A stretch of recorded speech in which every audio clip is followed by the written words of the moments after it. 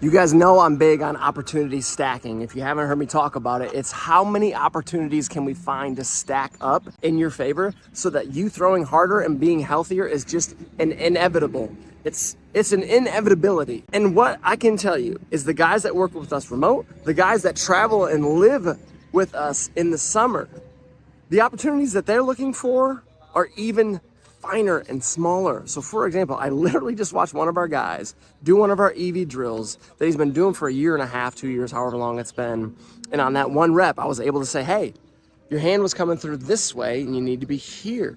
So it's just fine tuning at the nth degree at a very high scale with all these little things.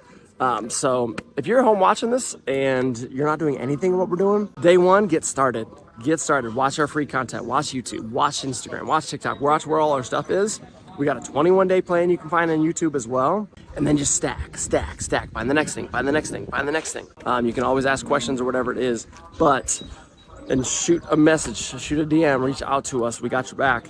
And just get stacking. Okay. Just had one of our guys who, two-sided story, parent, player, different side, and then as we talked, it's like, it's always in the middle, right? So here's what happened. Outing went okay, ended great, ended well, got out of things and did great. And then what I talked to him about is because we always talk about the anchor. It starts with the feet, goes to the knee, goes to the stomach, goes to the posture, goes to the eyes, goes to the mind. So you can, I got that broken down. You guys shoot a message in the comments or DM me if you need a copy of what the anchor is.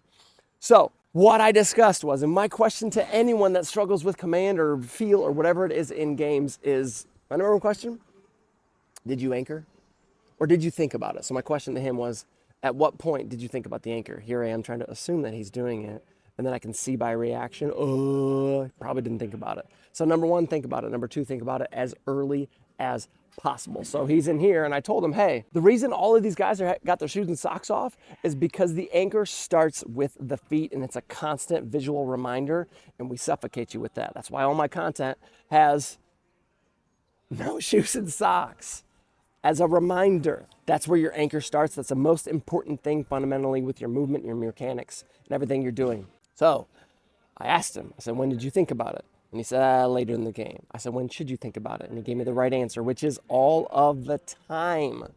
You should be thinking about your feet, screwing your knees, tighten your stomach, set your posture, have your eyes on a small, tiny, itty bitty target, and breathe with 10 out of 10 conviction that you're about to execute the living you-know-what out of this next pitch or disgrace this guy's family or whatever it is. So I said, practically speaking, someone's trying to call me, practically speaking, when should it be?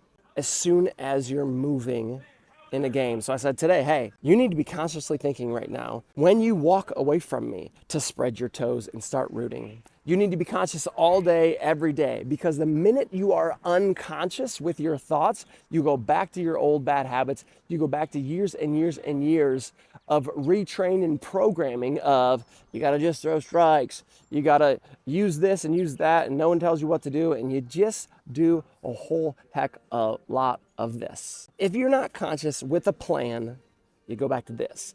If you don't have a plan, you got this. So if you don't have a plan, you need to watch more of our content, reach out and see how we can help you because we got your back and we're going to set you up with a plan. If you've got the plan, it's just follow the plan. When you go into a video game, you know how the game works. You learn how to do it better and better and better. You get better and better because there's a plan, there's rules, there's parts of the game like you know.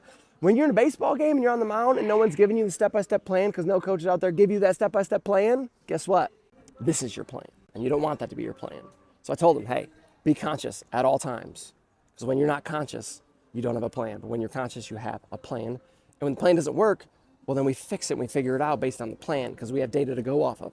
If you go off of this, you got nothing. So get a plan and get conscious as much as humanly possible. This is a terrible shoe. Wanna know why? I'll tell you why. Number one, that's obvious. Number two, the heel higher than the toe. We tell our guys that you want to be centered, you want to move easy, you want to be balanced, you want to be able to rotate easily like a basketball when it's balanced.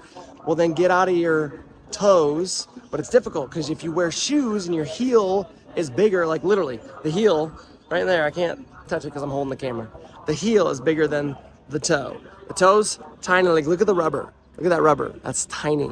Look at the rubber, that's thick, which means you are into your toes in your shoes. That's why our guys are flat feet in here, because they need to be aware of that. Also, you see how soft this is? See how I can do that? That's cool and comfortable, but it ain't good for training. You need stability.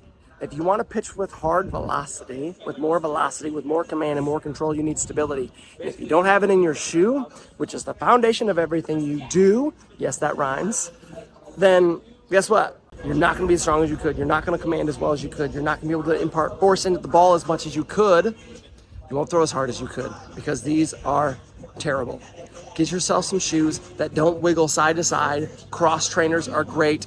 Flat soles are great, so the rubber is the same across the board. So here, this needs to be the same or as close to flat as possible. Reebok has a lot of good shoes. Your turf shoes typically are pretty good and they're more stable. They don't allow for wiggle in there. Because if your feet are wiggling, that means your leg is wiggling. If your leg is wiggling and it's not strong, the rest of your body's not strong. And if your body's not strong, your arm isn't as fast, and your arm actually has to work harder. Because your mind knows your body didn't move very fast, and the arm has to work harder to try and produce the same result. So if you throw 90 with these, it's harder on your arm. Because your mind knows you can throw 90, and you're going to try and throw 90. And when your feet, your legs, and your body aren't producing 90, and your arm is going to make up for it, because your mind knows what 90 looks like, and it's going to try and get it out of the arm, and that's too much stress on your arm. Your velocity will dip. Your arm will feel worse. You won't recover as fast. You won't last long in games, and it's just a stacking in the wrong direction. This theme just keeps coming up, even the podcast I'm listening to. Gotta go conscious. Your subconscious is just a mental representation of who you've been. So if you don't want to be who you've been, and you don't want the velocity that you've had and the success or lack of, you have to consciously make a decision every day, as often as possible throughout the day, to do something different, to be someone different. And that stacking will take you where you want to go.